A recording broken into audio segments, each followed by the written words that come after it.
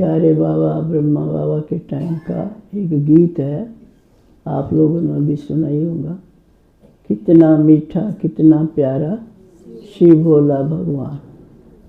तो इसी तरह दूसरा गीत मैं ही बना देती हूँ कि कितना मीठा कितना प्यारा ये शिव बाबा का परिवार।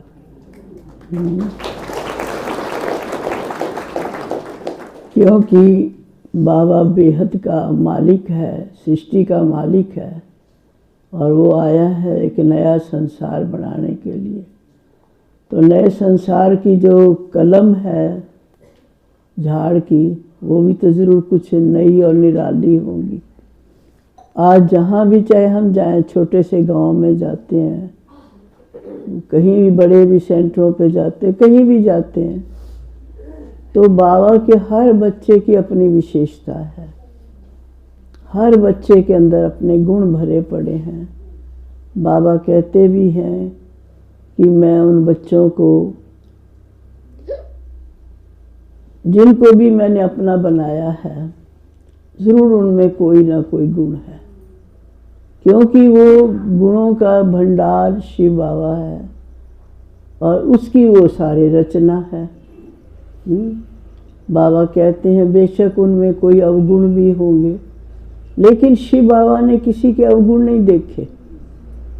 शिव बाबा ने सबके गुण ही देखे हैं। घर में भी देखो, कोई बच्चा कैसा भी होगा, चाहे शरीर से कैसा भी हो, लेकिन उसमें भी कोई ना कोई गुण तो होता ही है।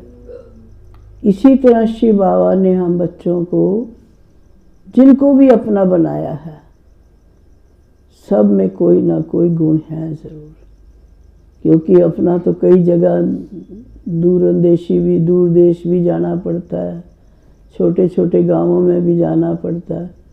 तो बाबा की फुलवाड़ी बहुत अच्छी लगती है, प्यारी लगती है, क्योंकि उनमें भांत भांत के फूल हैं, भांत भांत की खुशबू है, गुणों की खुशबू है, विशेषताओं की खुशबू है।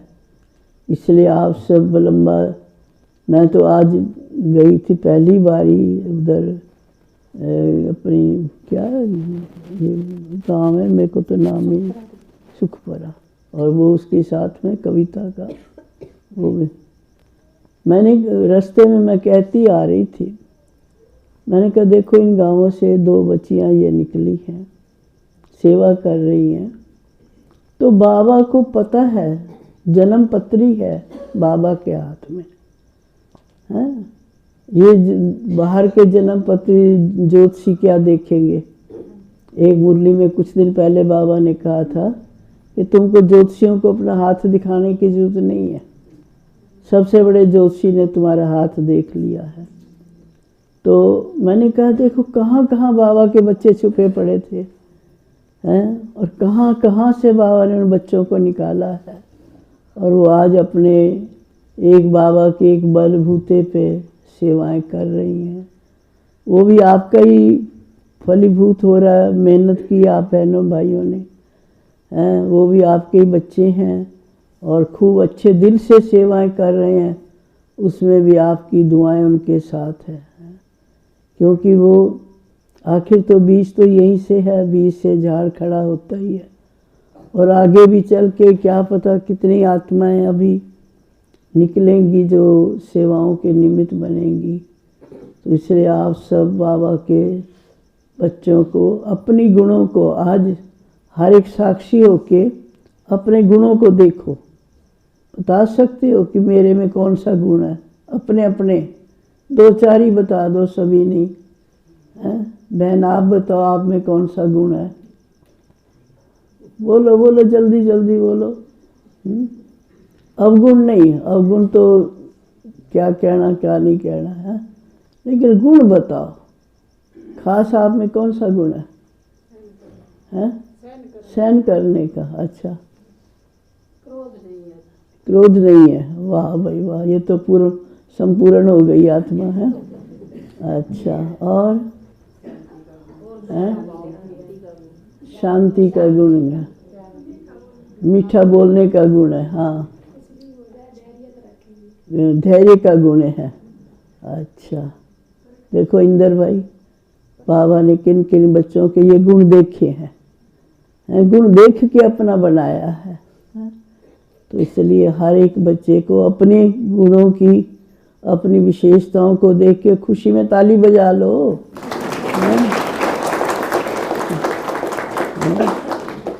कि माना किसने हमको अपना बनाया और क्यों बनाया।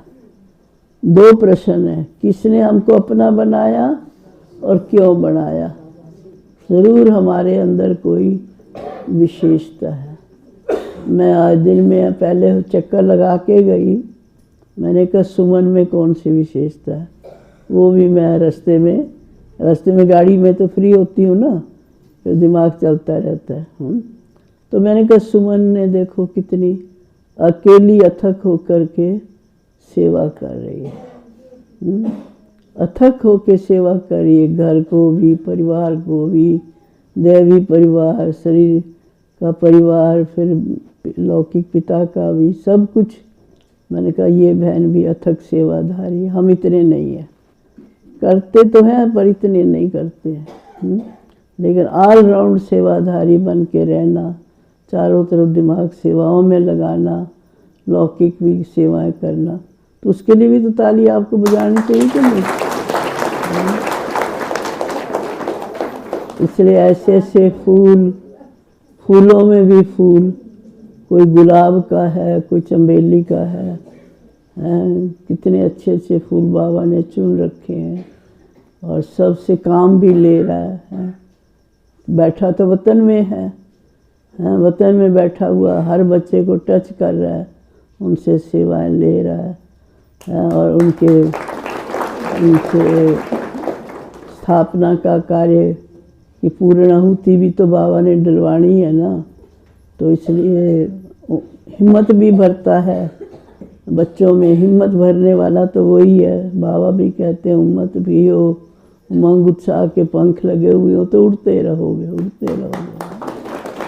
तो बाकी भाई जी ने एक दो प्रश्न मेरे आगे रख दिए कि ये ध्यान दीदार का पाठ क्या होता है। ऐसा है कि वैसे तो शिव बाबा को त्रिलोकीनाथ कहते हैं, फिर दूसरी तरफ कहते हैं लोक और परलोक, तीसरा कहते हैं कोई अच्छे कर्म करके जाता है, कहते इसका लोक भी सुहेला हो गया, परलोक भी सुहेला हो गया। तो जब त्रिलोकीनाथ कहते हैं तो वो तीसरा लोक कौन सा है।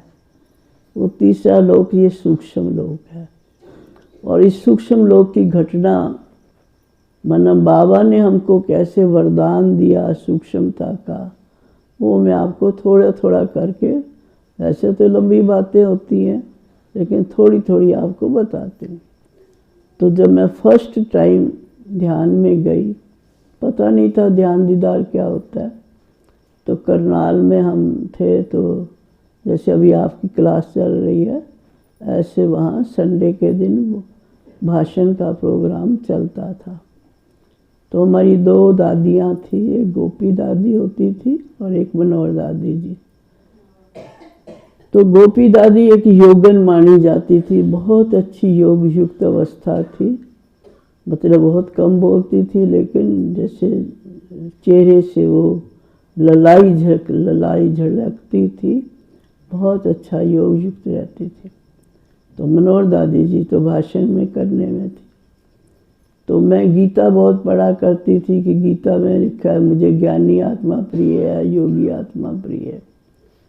तो मैं फर्स्ट टाइम कैसे ध्यान में गई, तो मेरे को मन में, मैं क्लास में बैठी थी जैसे आप लोग बैठे हो ऐसे ही बैठी थी। तो मेरे को आया कि मनोहर दादी जी तो भाषण करती हैं और गोपी दादी बच्चे शांत रहती हैं और योग लगाती हैं। तो बाबा ने इन मनोहर दादी जी से को मतलब ध्यान में क्यों नहीं बाबा खींचते हैं और इनसे भी तो ध्यान के अनुभव होने चाहिए। तो मैं इतना सोच ही रही थी कि इतने में बाबा ने मेरी रस्सी वतन में खींच ली। मतलब ध्यान में मैं चली गई। कुछ पता नहीं ध्यान दीदार क्या होता है क्या नहीं होता है। पूरे 3 घंटे के बाद भाषण भी पूरा हो गया और क्लास क्लूस ख़त्म हो गई, सब चले गए। लेकिन थोड़े से भाई बहन बैठ गए, क्योंकि मैं तो अपने नशे में ही थी, तो अब ये ध्यान दीदार का पाठ तो शिव बाबा का ही है ना, वरदान कह लो, तो वरदान था, पहला ध्यान था। पूरे 3 घंटा मेरे को कुछ भी पता नहीं कि ध्यान भी क्या होता है, भोग लगाना क्या होता है, दुनिया क्या है, कुछ भी नहीं पता। तो उन दिनों क्या था, नए नए सेंटर खुल रहे थे, बहनें ध्यान में जाती थी, भोग लगाती थी। तो जैसे अभी इंद्र भाई जी ने प्रश्न किया, भाई ध्यान दीदार का पाठ क्या होता है, तो ऐसे क्लास के भाई बहनों को भी संकल्प तो चलते ही हैं कि ध्यान दीदार का पाठ क्या होता है। तो उन्होंने, जैसे वो बैठे हुए थे, वो तो दोनों भाषण करके चले, उठ ही गए समझो।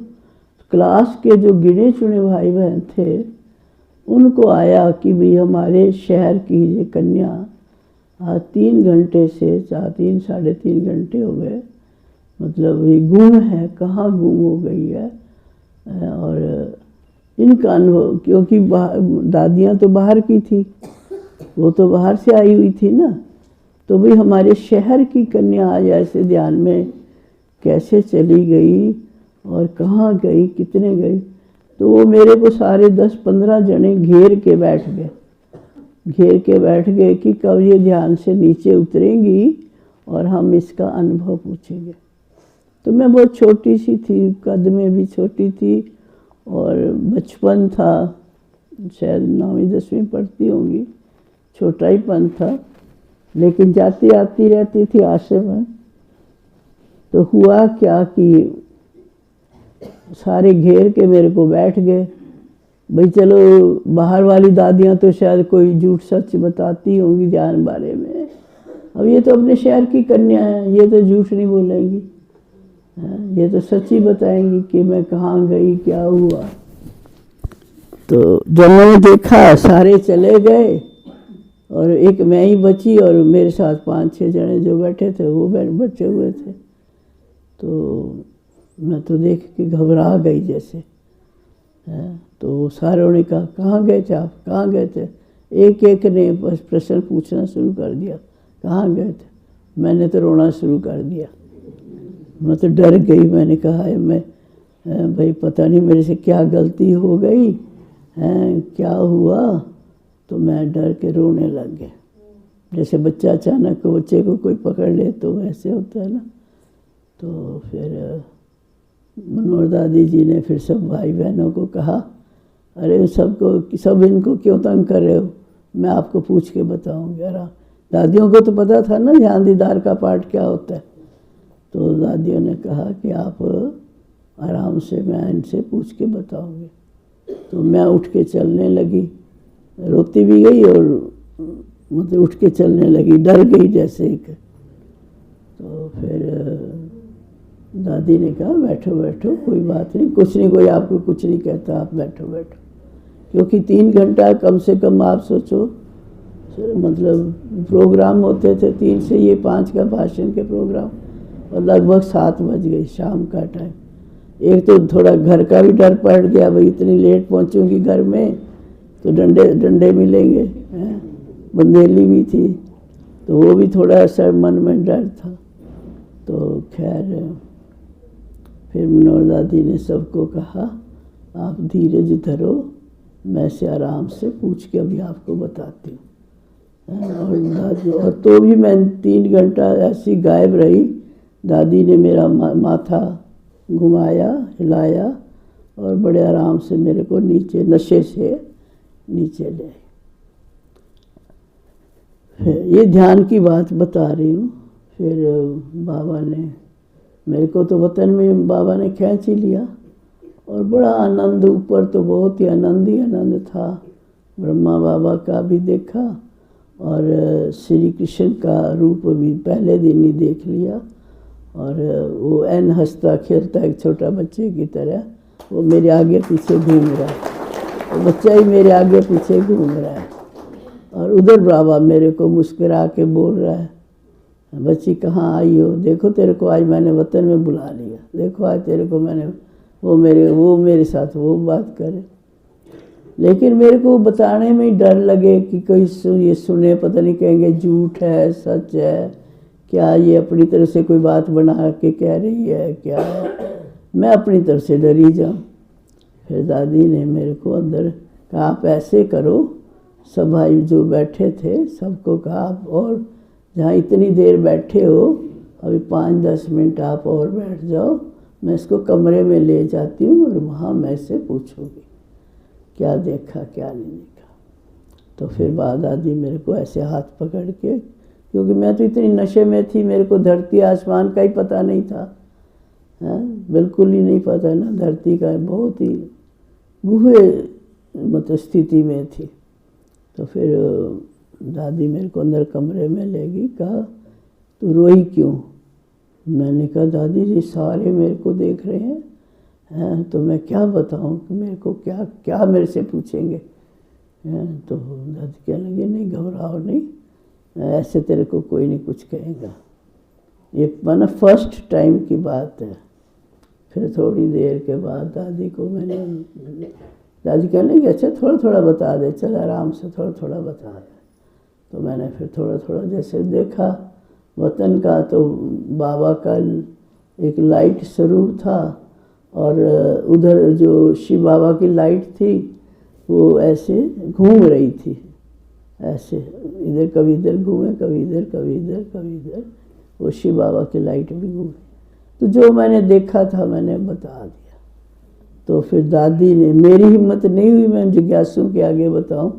फिर दादी बाहर आई, दादी कहने लगी इसको आज बाबा ने ध्यान का वरदान दे दिया है और पहली बार ही ध्यान में गई है, तो जो इसने देखा वो मैं आपको बता रही। तो जैसे मैं आपको बता रही वैसे मैंने दादी जी को बता दिया। तो वो दिन उसके बाद मेरा ध्यान का पाठ शुरू हो गया है। फिर तो मैं चाहे पढ़ने जाती थी, कॉलेज में पढ़ती थी, स्पेशल फिर वीरवार भोग का दिन होता था तो मेरे को भोग लगाना, बाबा से बातें करना, मिलना मिलाना ऐसे चलता रहता था। और जब मैं मधुबन में गई तो मनोहर दादी जी ने बाबा को बताया, बाबा इस बच्ची का ध्यान का पाठ शुरू हो गया है। कहा अच्छा। तो बाबा फिर मेरे को, एक तरफ बाबा होते थे, एक तरफ मम्मा होती थी, और बीच में वो बच्चों के बैठने की कुर्सी होती थी। तो वहाँ फिर भोग उससे वहाँ लगता था। तो ऐसे फिर मधुबन में भी कई वर्षों तक, जितना टाइम मधुबन में रहे, तो भोग लगाने का पाठ भी चलता रहा। और अभी भी कभी कभी बाबा को ज़रूरत होती है तो ड्यूटी मिली हुई है, जैसे बाबा को ज़रूरत होती है तो बुला लेता है। तो जो संदेश कई बार देना होता है तो दे भी देता है। ये आज आपको अंदर मिला इनसे।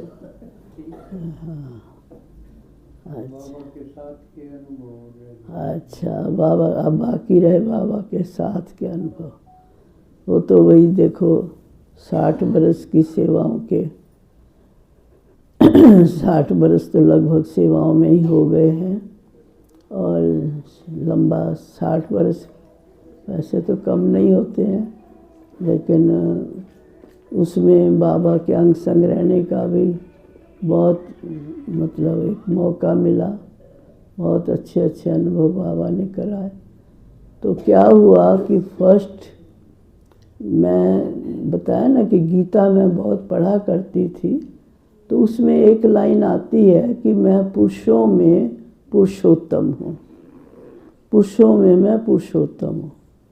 तो मैं कहती थी कि भगवान जिस रथ में, रथ तो शब्द नहीं था, लेकिन भगवान जिसमें आएगा वो मन इंसान जो है वो पुरुषों में एक एक्स्ट्रा पुरुष, एक्स्ट्रा ऑर्डिनरी पुरुष दिखाई देगा, तो फर्स्ट टाइम जब बाबा करनाल में 1 घंटे के लिए आए थे तो बाबा की पर्सनैलिटी ही एक एक्स्ट्रा ऑर्डिनरी थी। मतलब कि वो मेरे को झलक वो दिखाई दी कि जहाँ 50-100 भाई पुरुष खड़े हों और उन पुरुषों में बाबा मतलब एक एक्स्ट्रा ही लगता था कि भगवान ने इस रथ को मतलब कोई विशेष मिट्टी से घड़ा है, कोई ख़ास मिट्टी से घड़ा है। इसलिए बाबा का जो एक चाल चलन व्यवहार बोल चाल मतलब अन्य पुरुषों से पुरुषोत्तम था। फिर भी मेरे को उसके बावजूद भी मतलब तसल्ली कह लो नहीं हुई थी कि मैं कैसे मानूं भी भगवान पुरुषों में पुरुषोत्तम है।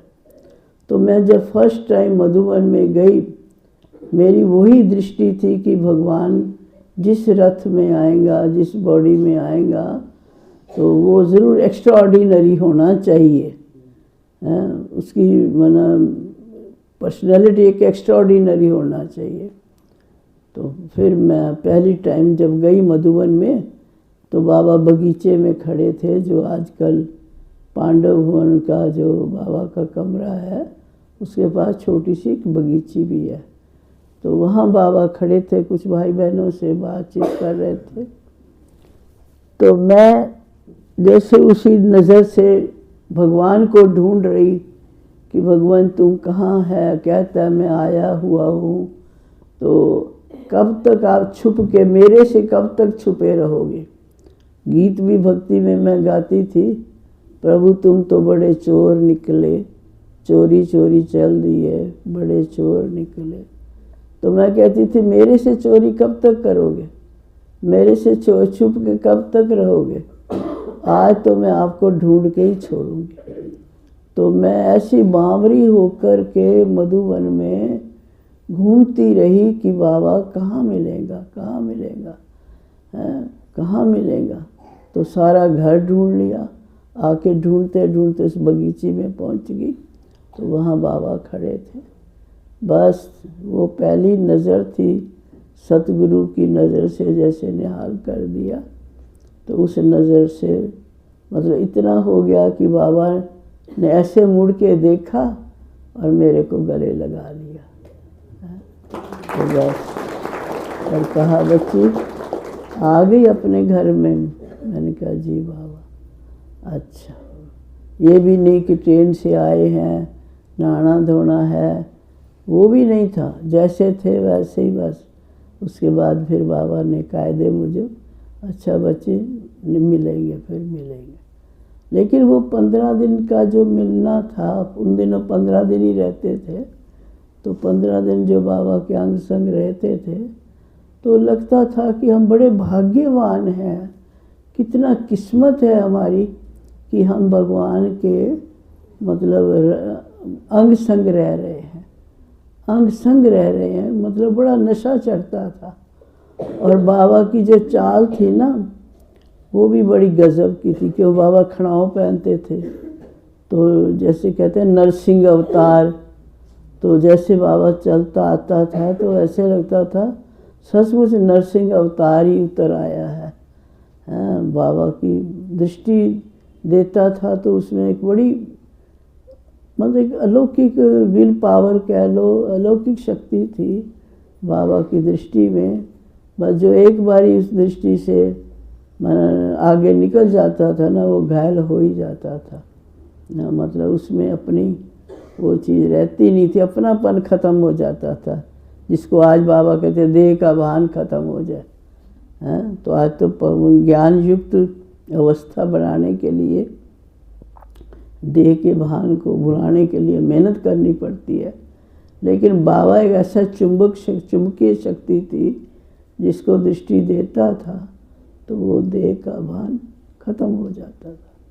क्योंकि बाबा के मस्तक में भी यहाँ ऐसे एक गोल अंडा सा दिखाई देता था। हर टाइम नहीं दिखता था, लेकिन बाबा साधारण भी तो के चलता था ना, कभी तो बिल्कुल साधारण होता था, कभी बाबा का ऐसे मतलब अंडाकार रूप दिखता था।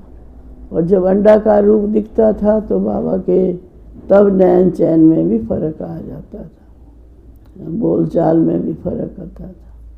बाकी तो आप सब मुरलियाँ सुनते हो, पढ़ते हो, उस टाइम तो ऐसे लगता था मुरली शब्द भी अजीब सी लगता था, जैसे बाबा अपने बच्चों से बातें कर रहे हैं। बस बाबा आया है, वह आया है।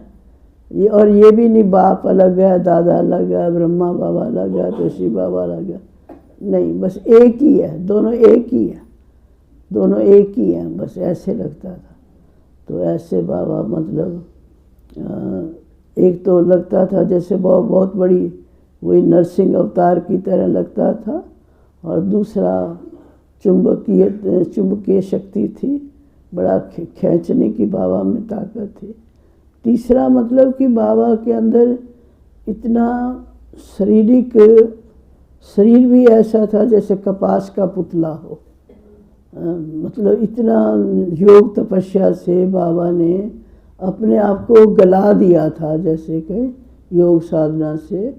तो बाबा का शरीर भी मतलब एक अजीब सा लगता था, जो आज भी मतलब अभी तक वो चीज़ देखने में भाई बहन बेशक तपस्या कर रहे हैं, सारे कर रहे हैं, हम भी कर रहे हैं, सारे कर रहे हैं, लेकिन वो चीज़ अभी तक नहीं आ रही है कि जो मतलब जैसे कहते हैं ना, योगी के अंग अंग शीतल हो जाते हैं, अंग अंग शीतल माने जाते हैं। तो वो अंग अंग शीतलता जो थी वो मम्मा बाबा में देखी। मम्मा की भी वही स्टेज थी, बाबा की भी वही थी, अंग अंग शीतल थे।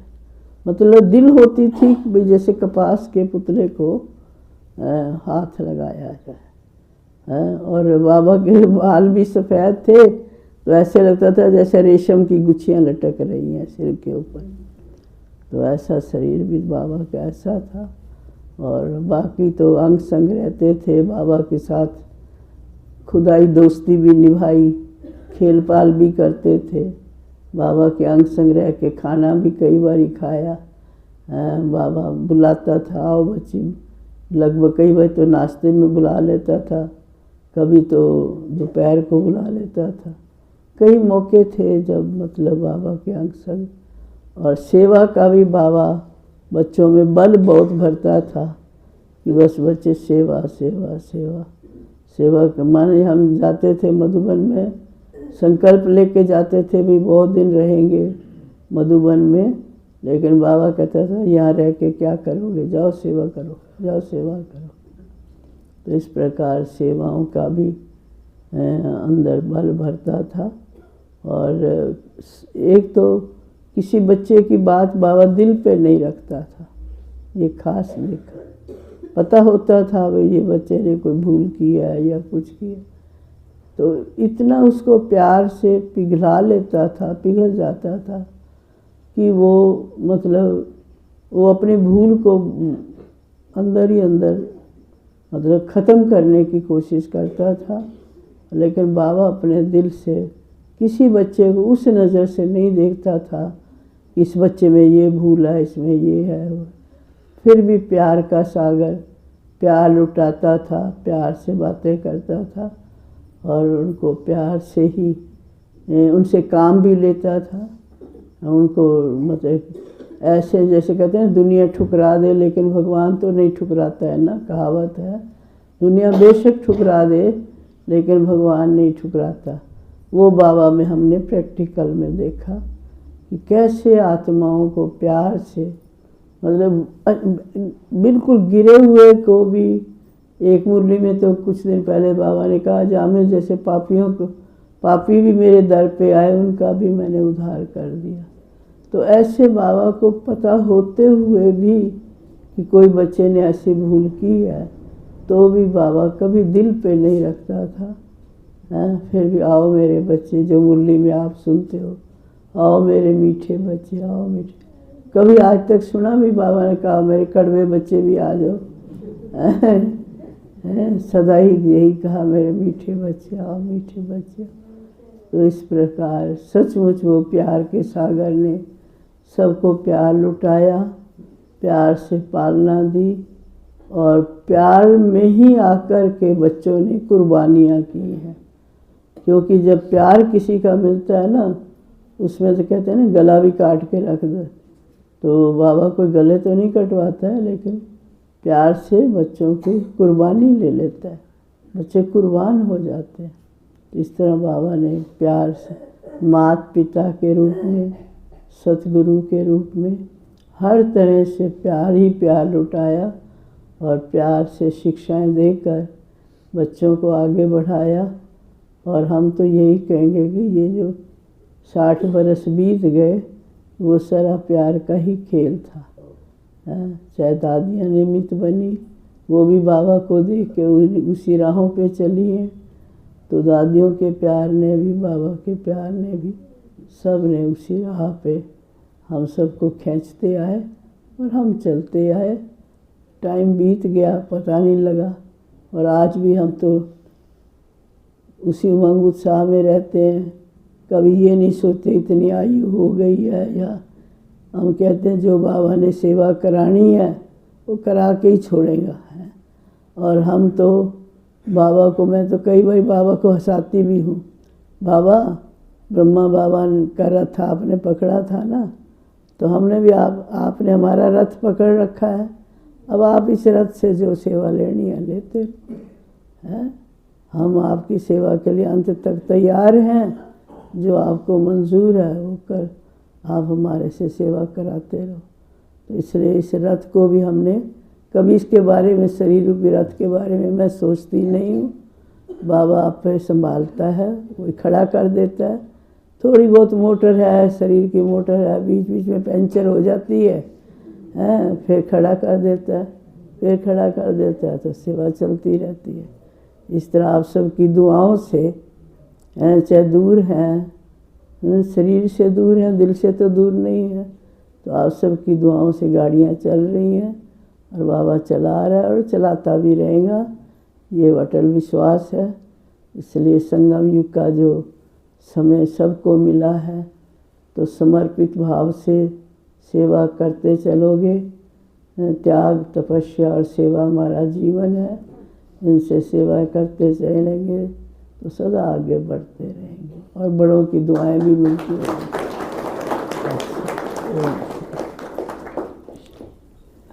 बस सुमन, बस।